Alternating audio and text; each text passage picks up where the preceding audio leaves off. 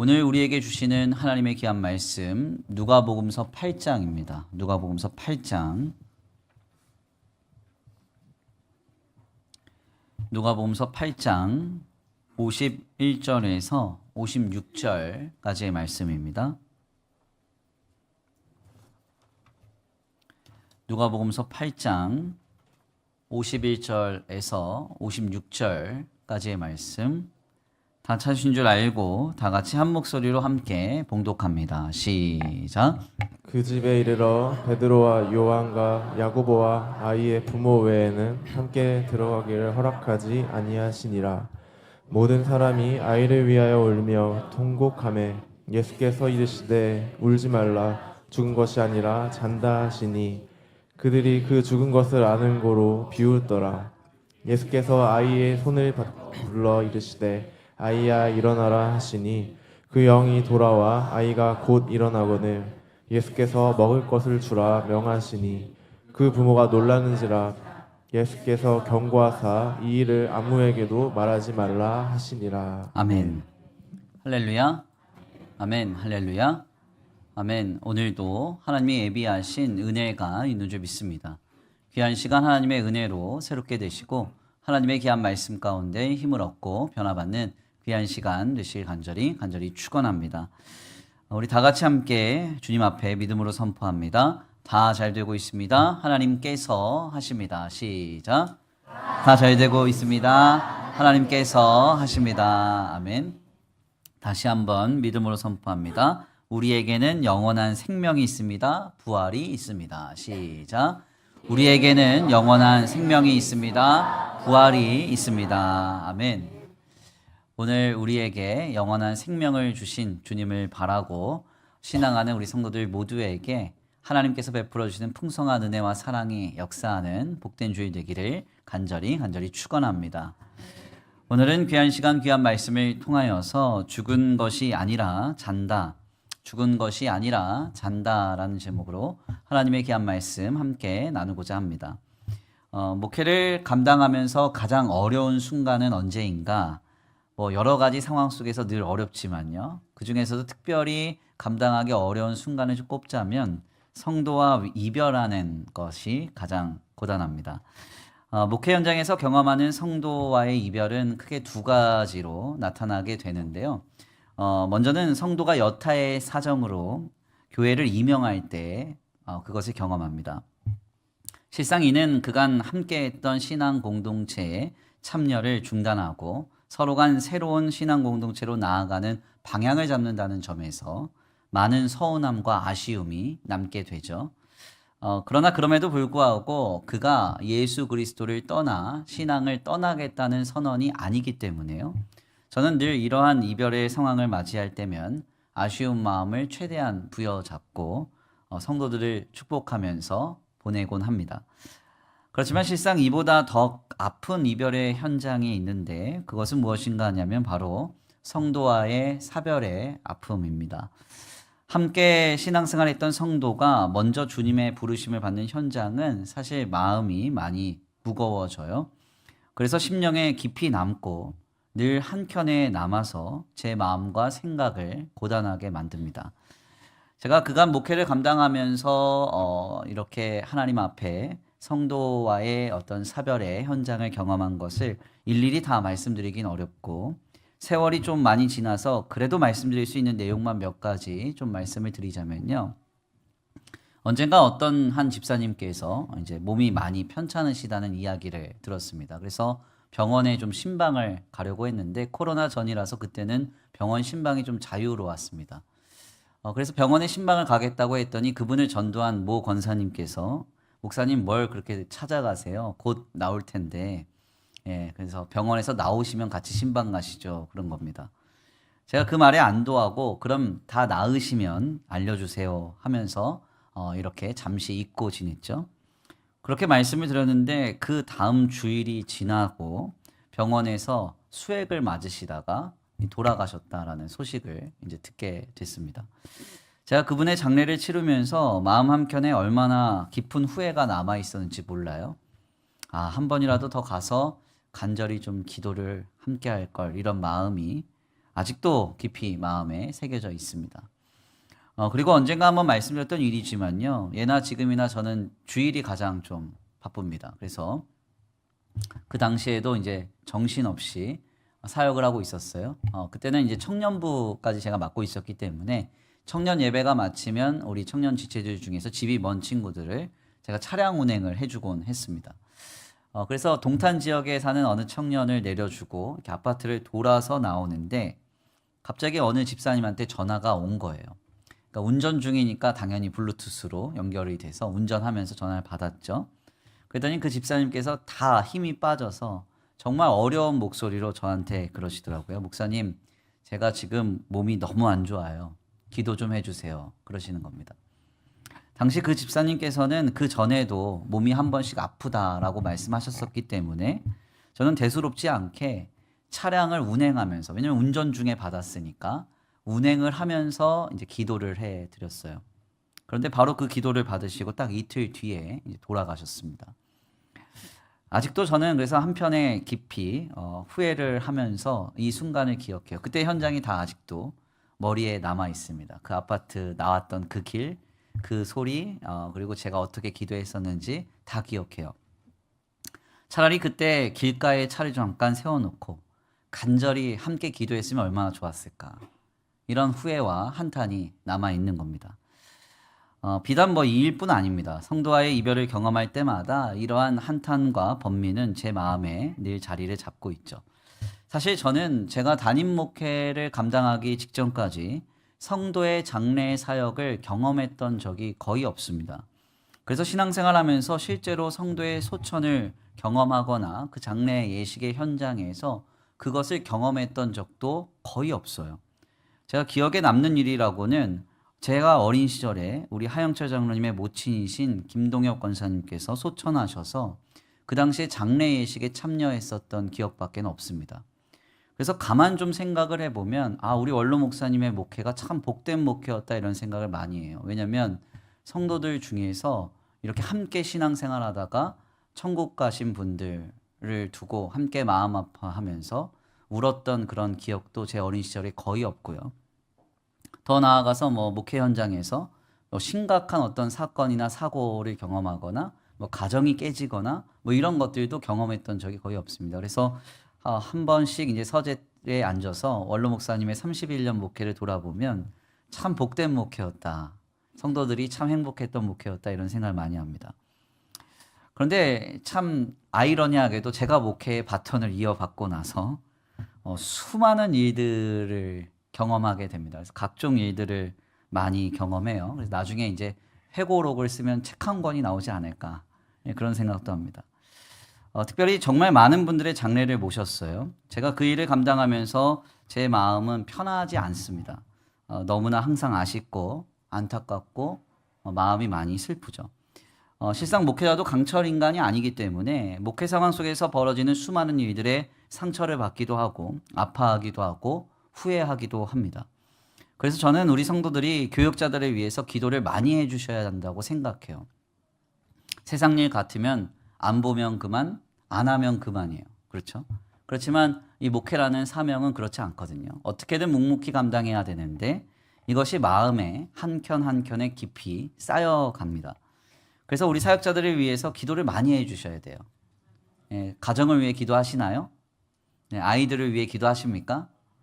그럼 우리 목사님들 이름 불러가면서 기도하시나요? 우리 교육자들을 위해서 기도를 많이 해주시길 바랍니다. 우리 목사님 오늘 아침부터 이렇게 한탄하시나 하지 마시고, 우리 목회자들, 우리 원로 목사님 포함해서 총 7분인데 그분들의 이름을 불러가면서 함께 기도해 주시기를 부탁을 드립니다. 아무튼 목회 사역에 있어서 제가 생각하기에 가장 어려운 상황은 바로 이 성도와의 이별입니다. 그래서 아마 이 상황은 제가 목회를 마치는 그 순간까지 제게 무뎌지지 않고 계속 버겁고 힘든 일이 될 것임은 자명해요. 그런데 제가 어느 날 이제 서재에 앉아서 목회를 감당하다가 제게 깨달아지는 은혜가 있었습니다. 실상 이런 상황 속에서 계속 아파하고 한탄할 수는 없으니까요. 나에게 위로와 소망이 필요하구나 라는 도전이었어요. 이 교회 성장학적으로 볼 때 일반적으로 교회는 20% 정도 성장하면 10%가 이탈한다고 해요. 이건 이제 당연한 수순이라고 합니다. 그러니까 제가 목회를 하면 성장을 아무리 해도 10%가 이탈하는 현장 속에서 성도의 어떤 이별을 경험하게 되겠죠. 뿐만 아니라 교회에는 결혼식만 있는 게 아니라 장례식이 항상 있습니다. 그러니까 제가 목회를 마치는 그 순간까지 계속해서 이런 어떤 상황은 경험하게 될 것이죠. 바로 이렇게 어려운 이별의 순간에 목회자가 바라보는 것이 분명해야 된다는 도전이 제게 찾아왔던 겁니다. 그 도전이 무엇인가? 바로 예수 그리스도 안에 있는 영원한 생명과 하나님의 구원 안에 있는 영원한 나라에 대한 믿음이 분명해야 한다는 거예요. 목회를 하다 보면 성도가 이명을 함으로 다시는 함께 신앙생활하지 못할 수 있죠. 인간적으로 보면 참 서운하고 아쉽고 마음 아픈 일입니다. 그러나 그분들을 향해서 우리가 마음 아파하기보다 한편으로 기억해야 할 게 있어요. 그게 뭡니까? 우리가 결국 우리의 마지막 날에 주님 안에서 다시 만나게 된다는 거예요. 우리의 공동체를 떠난 분들에게 심혈을 많이 기울이신 분들, 그래서 섬기고 많이 헌신하신 분들은 그분들이 떠났을 때 마음이 많이 아프겠죠. 그렇지만 육신적으로 그분들을 다시는 볼 수 없지만 우리는 결국 언젠가 다시 만나게 됩니다. 우리가 참된 신자고 성도라면 주님 다시 오시는 그날 우리 모두가 하나님 앞에서 예배하게 될 거예요. 그날 재회하게 될 겁니다. 이는 이명한 성도뿐일까요? 그렇지 않죠. 네, 이미 육신의 삶을 마치고 먼저 소천한 성도들도 우리가 마지막 날 분명히 그들을 맞이하고 만나게 될 거예요. 그들과 함께 모여서 하나님을 경배하고 찬양하게 될 겁니다. 그래서 요한계시록서가 분명하게 우리에게 말하고 우리가 그것을 찬양으로 예배하잖아요. 구원하심이 보좌에 앉으신 우리 하나님과 어린 양께 있도다. 이 찬양이 언제 울려 퍼집니까? 주님이 보좌에 앉아 계시고 24장로들과 하나님의 택함 받은 백성들이 구원받는 그 현장에서 함께 주님을 경배하는 노래입니다. 우리가 이 노래를 함께 부르며 서로 보겠죠. 만날 겁니다. 너도 왔니? 의외다 이러진 않겠지만 어찌됐건 우리가 만나게 될 거예요. 그래서 우리가 이별을 경험하더라도 이명을 통한 서로 간의 이별도 아름다워야 하고요. 사별을 통한 아픔도 영원한 삶을 바라보면서 위로와 소망을 얻어야 합니다. 저는 간혹 먼저 주님 앞으로 간 성도들을 생각하면서 먼 훗날 그분들을 만나서 나눌 이야기를 정리할 때가 있습니다. 앞서 주님께 나아간 우리 믿음의 선배들을 보면서 혹은 함께 신앙생활했던 그들을 만났을 때 뭐라고 하실래요? 저는 이렇게 말할 것 같아요. 권사님, 집사님 그리고 우리 성도님 육신의 삶을 사는 동안 제 목회에 함께 동역해 주셔서 감사합니다. 더 많이 함께 섬기고 함께 하지 못해서 참 많이 아쉬웠지만 저도 다시 만날 날을 생각하면서 최선을 다해 충성했습니다. 그러면서 인사할 것 같아요. 물론 좀 얄미웠던 성도에게는 꼭 찾아가서 그때는 좀 너무했다 이야기 한번 꼭 할 겁니다. 아무튼 예수 그리스도 안에서 구원을 받아 영생을 누리는 그날과 그때를 생각하면 목회의 여정에 있어서도 참 어려운 상황과 현장도 넉넉히 넘어갈 수 있는 것 같습니다. 이는 꼭 목회라는 영역에만 국한되는 이야기는 아니에요. 신자된 우리 모두의 삶의 영역에서 동일한 해답과 위로, 소망의 근원이기도 하죠. 저는 매우 분명하게도 깨닫습니다. 이 하나님 나라의 역사를 바라볼 때 하나님의 구원하심과 그리고 주님께서 허락하신 영원한 생명을 바라볼 때 오늘 우리가 살아가는 진정한 힘과 능력과 위로와 소망이 우리에게 임할 거예요. 지금 힘들고 어려운 일들도 먼 훗날 주님 품에 안겨서 돌아보면 하나님께서 행하신 완전한 세계의 현장이었음을 우리가 보게 될 것입니다. 지금은 좀 서운하고 고통스러운 많은 사건과 상황과 형편들도 마지막 날에 주님께서 우리의 마음을 시원하게 해 주실 거예요. 우리가 그날을 바라보면서 그 영원한 생명의 날을 바라보면서 오늘을 참고 견디게 되는 것이죠. 그래서 우리 성도들은 너무 하루하루의 일들과 상황 속에서 극히 예민하지 않으셨으면 좋겠습니다. 작금의 현실과 상황, 형편에도요. 너무 심각하게 낙심하거나 혹은 절망하지 않으셨으면 좋겠어요. 오늘 우리에게는 우리를 구원하신 하나님이 계시고 그 하나님께서 이뤄놓으신 구원의 여정을 지나 영원한 생명의 날이 우리를 기다리고 있기 때문입니다. 결국 마지막 날에 매우 분명하게도 우리 하나님은 우리를 안으사 우리의 눈에 모든 눈물을 닦아주시고 우리의 마음을 시원케 해주시리라 믿습니다. 수학자이며 철학자이자 동시에 신학자이기도 했던 이 파스칼이라고 하는 사람이 팡세에서 남긴 한 말은 굉장히 의미심장해요. 제가 한번 읽어드릴게요. 무한에서 보면 모든 유한은 동등하다. 어떤가요? 이 말은 무한하신 하나님의 관점에서 보면 모든 유한한 우리의 인생이 다 동등하다라는 의미도 담고 있지만 여기서 더 나아가 실상 이것은 영원이라고 하는 하나님의 구원에 확증된 결과론적인 관점에서 모든 인생을 바라볼 때 유한한 우리의 모든 인생은 다 고만고만하다라는 거예요. 큰 차이가 없다는 겁니다.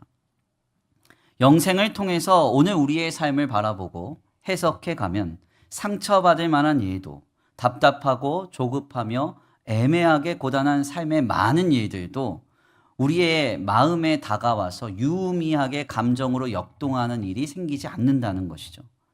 그래서 천국을 소유하고 영생을 소유하며 살아가는 삶은 품이 넓고 유연하며 넘치는 은혜로 살아갈 수가 있는 겁니다.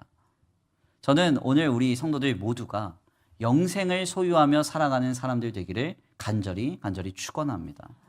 영원한 하나님의 나라를 통해서 오늘의 일들을 해석하고 오늘에 반응하고 오늘을 바라보며 살아가는 우리가 되길 간절히 축원합니다. 오늘 본문의 말씀은 바로 이러한 관점에서 우리에게 큰 은혜가 있는데요. 본문은 드디어 예수님께서 야이로의 딸을 살리시는 장면을 전합니다. 우리는 본문 말씀에서 여러 가지 의문을 갖게 되죠. 혹자는 이렇게 질문해요. 왜 예수님이 지체하셨을까? 조금이라도 빨리 갔으면 딸이 죽기 전에 주님이 당도할 수 있었을 텐데 왜 주님이 굳이 늦게 야이로의 집에 가셨을까 질문합니다. 혹자는 이 질문에 관해서 일부러 지체하셨다 이렇게 해석하곤 하는데요. 이것은 좀 합당한 해석은 아니에요.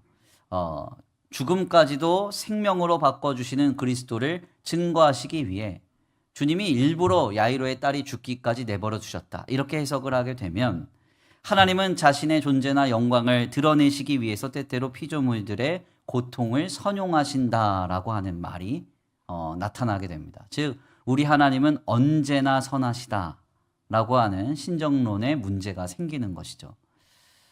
그래서 우리가 본문 말씀을 그렇게 해석하면 안 됩니다. 야이로의 딸은 죄의 싹스로 인하여 사망이 그에게 이른 것이고 세상과 악함에 의해서 그는 병들어 그의 육신의 생명이 맞춰진 것입니다. 두 번째로 혹자는 왜 예수님께서 야이로의 딸을 살리실 때 베드로, 야고보, 요한 그리고 아이의 부모만 데리고 들어가서 아이를 살리셨을까 이렇게 질문해요. 그러면서 이것을 또다시 해석하기를 죽음에서 생명으로 바꾸시는 구원의 역사는 극소수에게만 허락된 것임을 나타내시기 위해 이렇게 하셨다 이렇게 말합니다.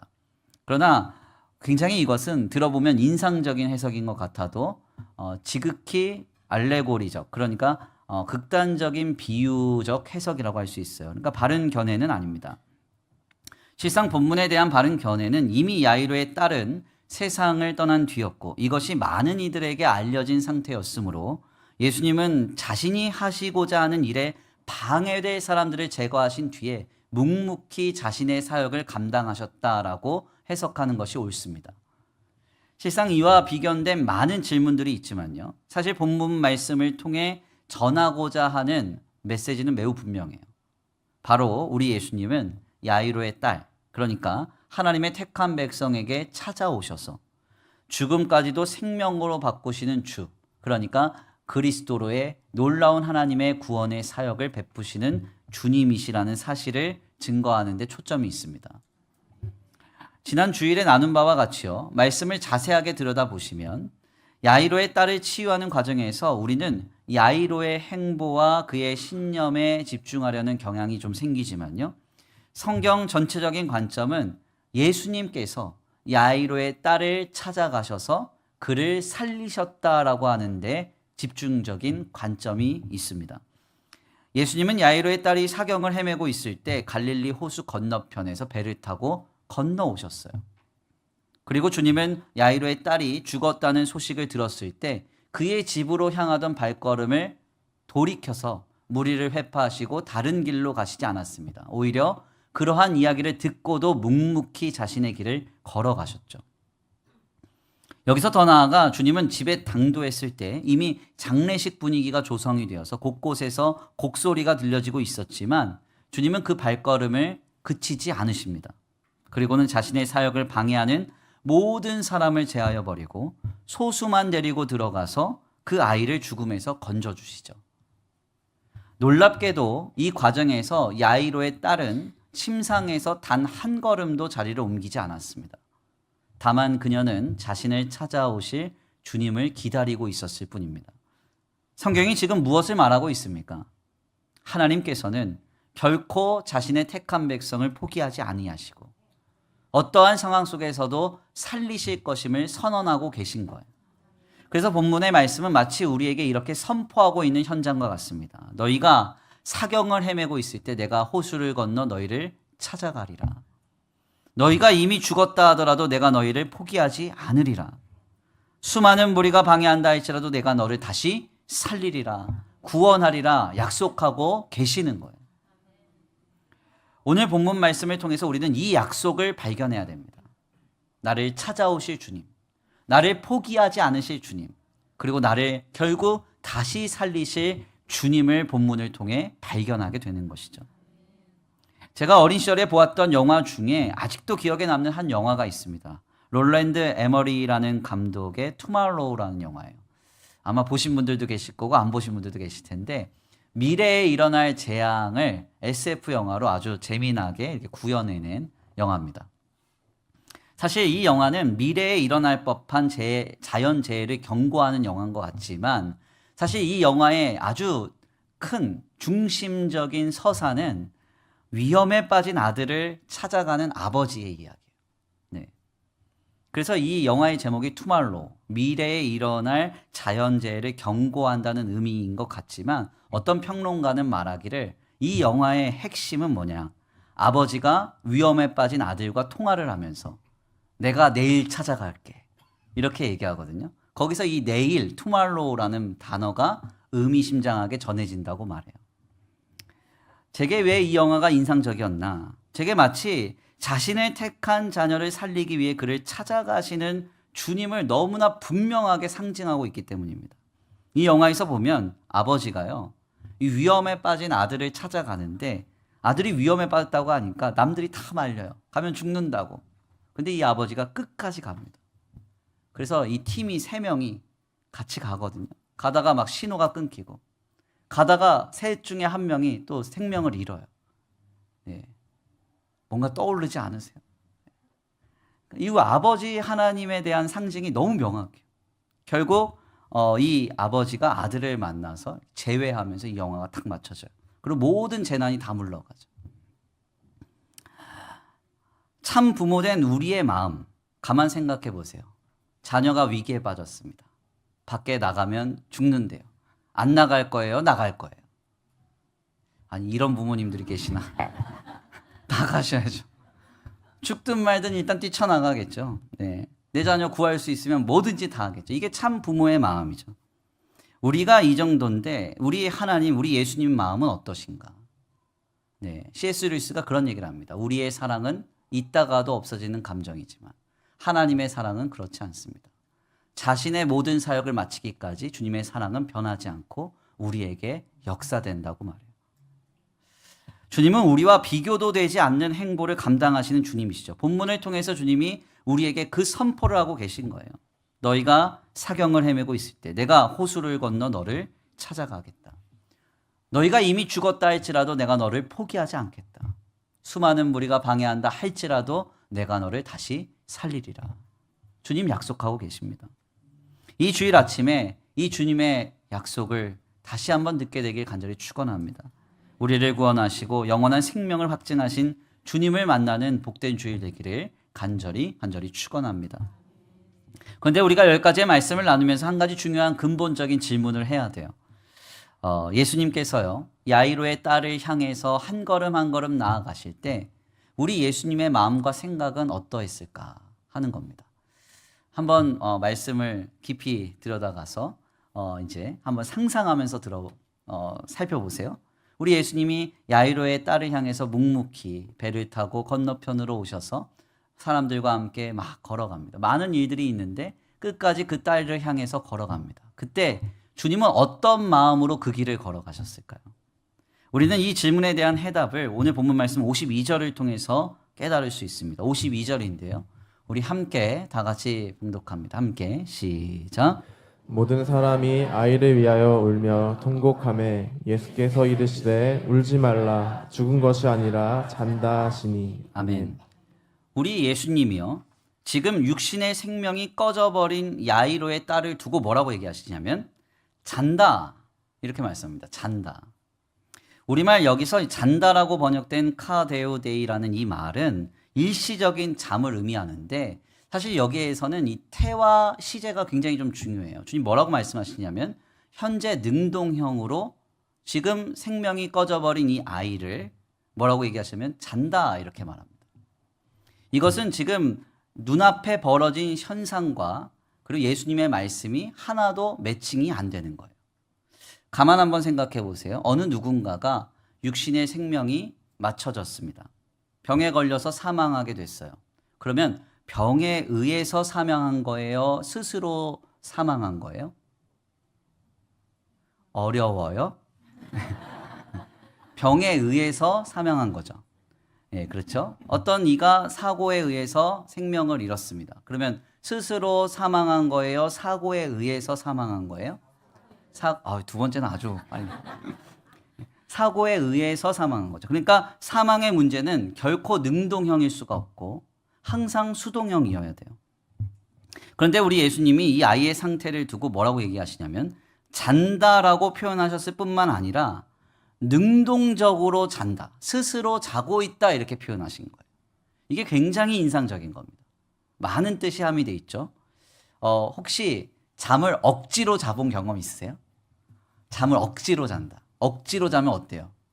안 자보셨구나. 제가 예전에 초등학교 전도사 때 그때 뭐 미성숙했습니다. 그래가지고 이제 막 여름 성경학교에서 열심히 사역하고 나면 밤에 애들이 자야 되는데 안 자요. 그러면 어떻게 했을까요? 빨리 이제 고해성사를 그때 걸 하면 애들 불 다 꺼놓고 일단 다 눕힙니다. 안 자는 애들 찾아가면서 딱밤을 때렸어요. 딱밤을. 지금 같으면 난리 날 거예요. 근데 저는 야만의 시대의 전도사 생활을 해가지고 빨리 자라고. 그럼 애들이 딱밤 맞기 싫어서 눈 감고 있다 자더라고요. 자, 이렇게 자면 그 잠이 행복해요? 예, 아니죠. 예, 누군가에 의해서 잠을 자면 행복한 잠이 아니에요. 근데 스스로 자면 어때요? 아, 피곤하다. 좀 누워서 자야 되겠다. 어때요? 행복하죠. 예, 잠자리 들려고 이부자리에 탁 들어갈 때 그때 제일 행복하잖아요. 예, 저만 그래요? 너무 행복해요. 네, 너무 행복해. 오늘 본문 말씀에 보니까 예수님이 지금 이 아이가 능동적으로 스스로 자고 있다. 이렇게 말씀하신다는 거예요. 생물학적으로 볼 때 개인이 죽음에 이르게 되면 어떤 요인에 의해서 생명을 잃는 게 됩니다. 그런데 예수님 시각이 완전히 달라요. 예수님의 시각 안에서 한 개인은 하나님의 택한 백성이라면 그의 육신의 생명이 끝나도요, 그것은 어떤 요인에 의해서 생명을 잃는 사건이 아니라는 거예요. 하나님의 언약이 그를 붙잡고 있음에 그는 하나님의 자녀로서 마치 스스로 편안히 쉬는, 잠자는 것과 같다는 겁니다.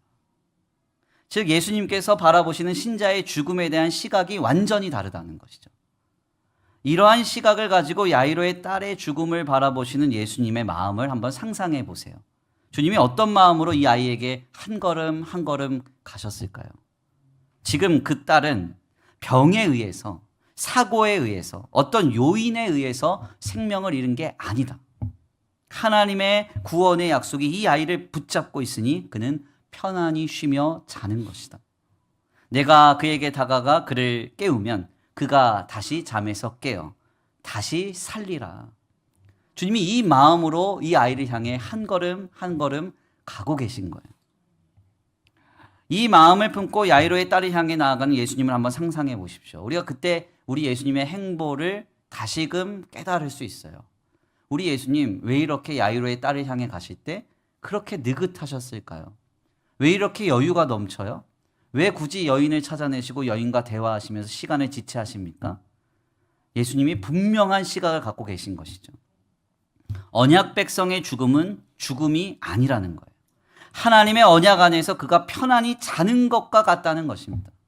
그리고 그에게 죄의 싹신 사망이 찾아오는 그 순간 주님이 그를 찾아갈 것이요. 그를 만나 그는 스스로 잠에서 깨어 영원한 생명을 누리는 그 역사로 초대된다는 사실을 주님이 우리에게 전하고 계신 것이죠. 저는 오늘 본문 말씀을 통해서 이 예수님의 관점과 마음을 깨닫게 됐을 때 하이델베르크 요리문답 1문이 저한테 굉장히 뜨겁게 다가왔습니다. 다시금 큰 감동으로 찾아오더라고요. 하이델베르크 요리문답이요, 질문과 답변으로 되어 있습니다. 제가 질문을 할 테니까요, 답변을 우리 함께 다 같이 한번 읽어보겠습니다. 제가 질문할게요. 살아서나 죽어서나 당신의 유일한 위로는 무엇입니까? 시작. 나는 나의 것이 아니요 몸도 영혼도 나의 신실한 구주 예수 그리스도에게 속한 것입니다. 그리스도께서는 그의 보혈로 나의 모든 죄값을 온전히 치르고 나를 마귀의 모든 권세로부터 자유롭게 하셨습니다. 또한 그는 나의 하늘 아버지의 뜻이 없이는 머리카락 하나라도 내 머리에서 땅에 떨어지지 않도록 그렇게 나를 보존하시사 참으로 모든 것이 합력하여 반드시 나의 구원을 이루도록 하십니다.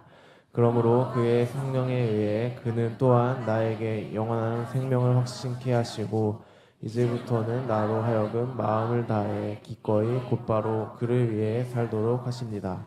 아멘. 아멘. 살아서나 죽어서나 우리에게 유일한 위로는 무엇인가? 나는 나의 것이 아니고 몸도 영혼도 나의 신실한 구주 예수 그리스도께 속했다는 것. 이것이 우리에게 유일한 위로와 소망, 힘과 능력으로 역사된다는 거예요. 우리가 항상 기억해야 됩니다. 신자의 죽음은 더 이상 사탄의 소유가 되는 것도 아니고 세상의 결과가 되는 것도 아니고 우연으로 비극으로 나타난 사건도 아니에요. 우리의 죽음은 죽음조차 하나님의 언약 안에 붙들려 있으며 그 구원의 약속 안에서 하나님의 자녀는 편히 잠자듯 쉬는 것과 같습니다. 고통이 아니라 평안이고요. 상실의 슬픔이 아니라 가장 영광스러운 구원의 참여라는 것이죠. 본문의 말씀은 매우 분명히 그것을 선포하고 있는 겁니다. 예수님 말씀하세요.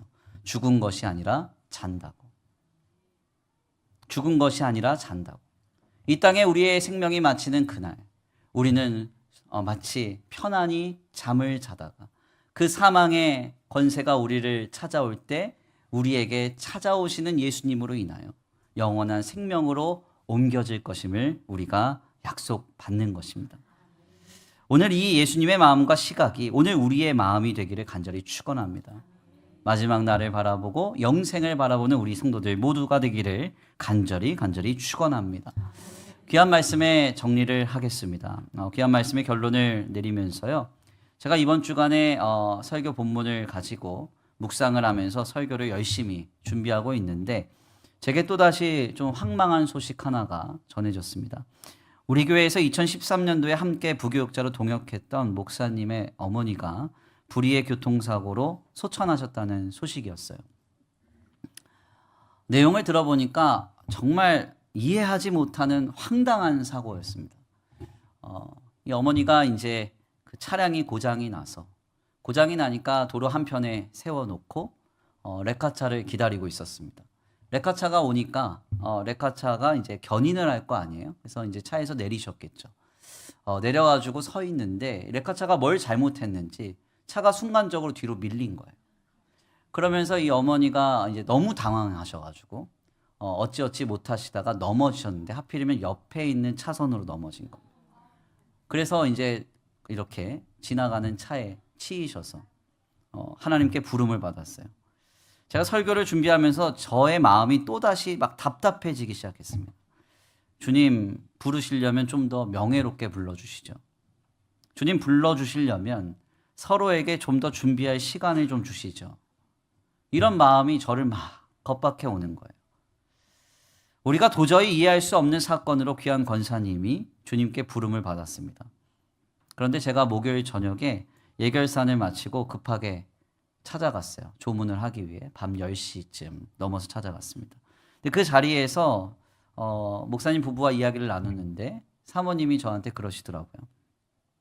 지난 10년 동안 어머니가 아니었으면 개척교회를 유지할 수가 없었다고요. 어머니가 물신양면으로 그 노년의 나이에도 일을 다니시면서 교회의 물질로 헌신해 주시고 늘 밤이면 교회의 문제를 붙잡고 성도들과 함께 중보기도팀을 감당해 주시고 아이가 셋인데 아이도 봐주시고 그래서 어머니 때문에 여기까지 왔다고. 그런데 하나님께서 이제 그 어머니 그만 고생시키시려고 자신의 품에 편히 쉬게 하시려고 부르신 것 같다고. 눈물을 흘리면서 말씀하셨는데 동시에 얼굴은 너무 밝으셨어요. 제가 그 자리에서 목사님 부부와 함께 나눴던 이야기는 매우 분명했습니다. 성도의 죽음은 사망조차 하나님의 언약의 안에 붙들려 있다는 거예요. 그 구원의 약속 안에서 하나님의 자녀는 편히 잠을 자듯 쉬는 거라는 거예요. 신자된 우리도 그 구원의 영원한 생명을 결국 힘있게 될 것이고 그 마지막 날에 우리는 다시 만나게 될 것이라는 사실입니다.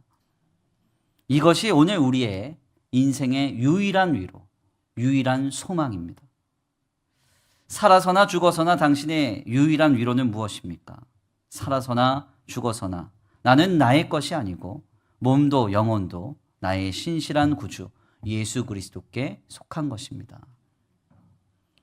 이 땅의 모든 인간은 결국 죄의 싹신 죽음 앞에 서게 됩니다. 이것은 세상 그 어떤 것도 해결하지 못하는 인생의 종착점이에요. 그러나 신자의 죽음은 끝이 아니라 시작입니다. 왜냐하면 예수 그리스도 안에 있는 구원의 약속이 우리에게 영원한 생명을 이미 확증하였기에 그 삶이 우리를 기다리고 있기 때문입니다. 주님 오늘 우리에게 말씀하세요. 죽은 것이 아니라 잔다. 우리에게 이렇게 말씀하시며 또다시 선포하시죠. 너희가 사경을 헤매고 있을 때 내가 호수를 건너 너를 찾아가리라. 너희가 이미 죽었다 하더라도 내가 너를 포기하지 않으리라. 수많은 무리가 방해한다 할지라도 내가 너를 다시 살리리라. 주님 약속하고 계십니다. 우리를 영원한 구원의 언약 안에 붙들린 자로 바라보시는 그 예수님을 기억하시기를 바랍니다. 그리고 그 주님의 마음과 시각으로 오늘을 살아갈 수 있는 우리가 되기를 간절히 축원합니다. 우리 다시 한번 좀 짧게 이 하이델베르크 유리문답 질문과 답변을 읽고 마치겠습니다. 함께 읽습니다. 시작. 살아서나 죽어서나 당신의 유일한 위로는 무엇입니까? 살아서나 죽어서나 나는 나의 것이 아니요 몸도 영혼도 나의 신실한 구주 예수 그리스도에게 속한 것입니다. 아멘. 오늘 우리가 이 믿음을 가지고 살아갈 수 있게 되길 간절히 축원합니다. 우리 이 시간 귀한 말씀 붙잡고 함께 찬양하며 결단하겠습니다. 찬양의 가사를 생각하시면서 고백합니다. 나 지금은 비록 땅을 버타며 살지만 우리의 영혼은 하늘을 디디며 삽니다.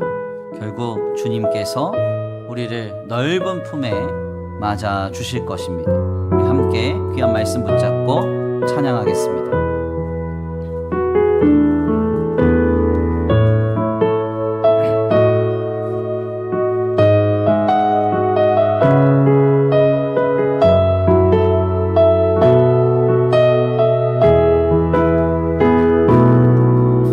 나 지금은 비록 땅을 버타며 살지라도 내 영혼 저 하늘을 디디며 사네. 내 주님 계신 눈물 없는 곳 저 하늘에 숨겨둔 내 소망 있네. 보고픈 얼굴들 그리운 이름들 많이 생각나. 때론 가슴 터지도록 기다려지는 곳 내 아버지, 내 아버지, 너른 틈날 맞으시는 저 하늘에 쌓은 내 소망이네. 주님, 주님 그 나라에 이를 때까지 순리거림 멈추지 않으며 어떤 시련이 와도 나 두렵지 않네. 주와 함께 걷는 이 길을 다시 한번 고백합니다. 나 지금은 미로 땅을 벗하며 살지라도 내 영혼 저 하늘을 디디며 사네. 내 주님 계신, 내 주님 계신 눈물 없는 곳, 저 하늘에 숨겨둔 내 소망인데 보고픈 얼굴들, 보고픈 얼굴들, 그리운 이름들 많이 생각나. 때론 가슴 터지도록 기다려지는 곳. 내 아버지, 내 아버지, 너른 틈날 맞으시는 저 하늘에 쌓아둔 내 소망이네. 주님, 주님 그 나라에 이를 때까지 순리거림 멈추지 않으며 어떤 시련이 와도 나 두렵지 않네. 주와 함께 걷는 이 길. 주님 그 나라에, 주님 그 나라에 이를 때까지 순례의 걸음 멈추지 않으며 어떤 시련이 와도 나 두렵지 않네. 주와 함께 걷는 이 두 손 높이 들고 마지막으로 고백합니다. 주님 그 나라에 이를 때까지 순례의 길을 멈추지 않으며 아멘 아멘. 어떤 시련이 와도 나 두렵지 않네. 주와 함께 걷는 이 길에 아멘. 우리 이 시간 함께 기도합니다. 하나님, 우리에게 영원한 생명이 우리를 기다리고 있음을 믿습니다. 신자의 죽음은 끝이 아니라 하나님의 나라의 역사에 참여하는 출발점인 줄 믿습니다. 주님, 오늘 우리에게 역사하여 주시고 인도하여 주셔서 영생을 향한 믿음을 주시고 영원한 생명을 통하여 오늘을 바라볼 수 있는 그 예수님의 마음과 시야가 우리 가운데 임하게 하여 주시옵소서. 성령이여, 내 마음을 새롭게 하사 오늘에만 함몰된 내 시야가 확장되게 하시고 주님의 나라를 바라보고 영원한 생명을 향하여 우리의 마음과 시야가 열려지게 하여 주시옵소서. 우리 이 시간 그 믿음을 달라고, 그 마음과 시야를 달라고 함께 주님 앞에 은혜를 구하며 기도하며 나아가겠습니다. 함께 기도합니다. 사랑과 은혜가 많으신 하나님 감사합니다. 오늘 귀한 자리 가운데 주님 앞에 나와 하나님 앞에 기도합니다. 간구하며 소원합니다. 하나님, 우리의 마음이, 우리의 생각이, 우리의 중심이 아버지 다시 한번 새롭게 되어지기를 원합니다. 영원한 하나님의 나라를 바라보는 그 마음이 영원한 생명을 향한 우리의 시야가 열려지기를 원합니다. 주님, 우리에게 지금 역사하여 주소서. 우리에게 지금 함께하여 주소서. 하나님, 우리 가운데 지금 아버지 은혜를 내려주사 믿음을 주옵소서. 믿음을 주옵소서. 믿음을 주옵소서. 영원한 생명을 향한 믿음, 영원한 아버지 그 나라를 향한 믿음, 주님 품에 안겨 우리의 마음을 시원케 하시 주님을 향한 신앙이 회복되기를 원합니다.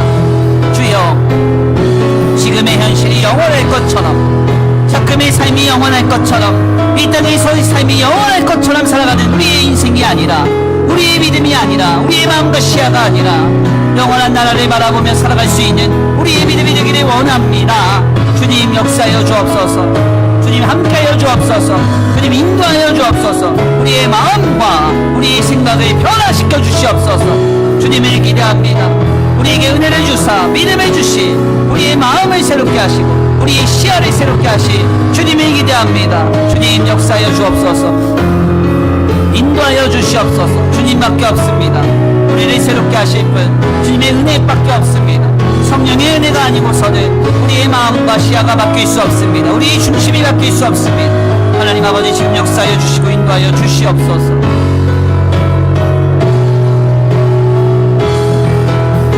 주님 그 나라에 이를 때까지 순례의 걸음 멈추지 않으며 어떤 시련이 와도 나 두렵지 않네. 주와 함께 걷는 이 길에 주님 그 나라에 이를 때까지 순례의 걸음 멈추지 않으며 어떤 시련이 와도 나 두렵지 않네. 주와 함께 걷는 이 길에. 아멘, 아멘.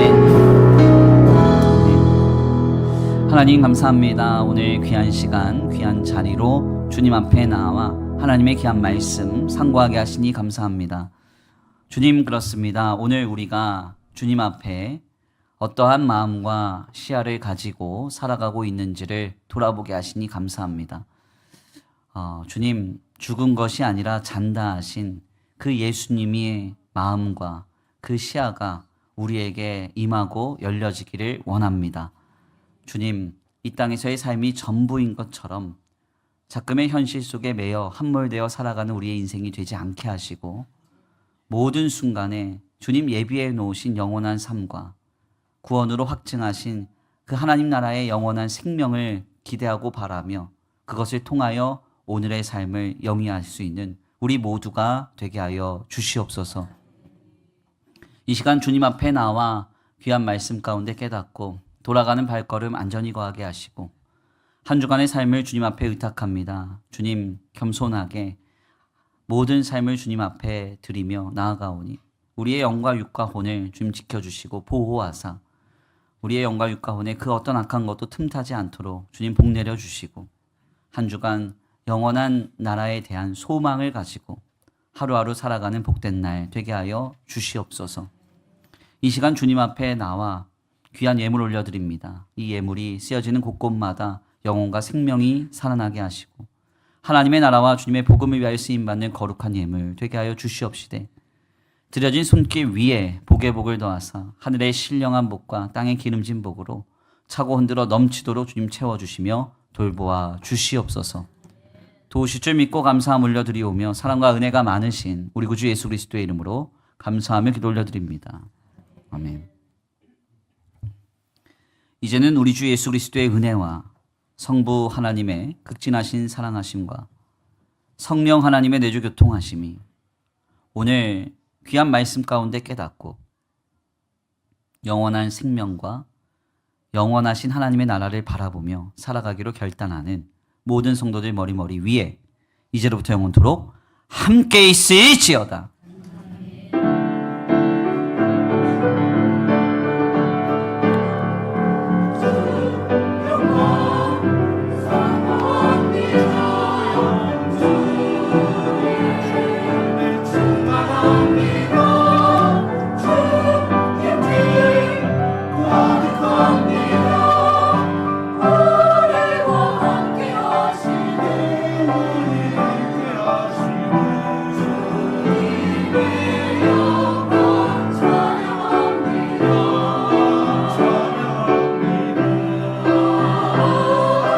아멘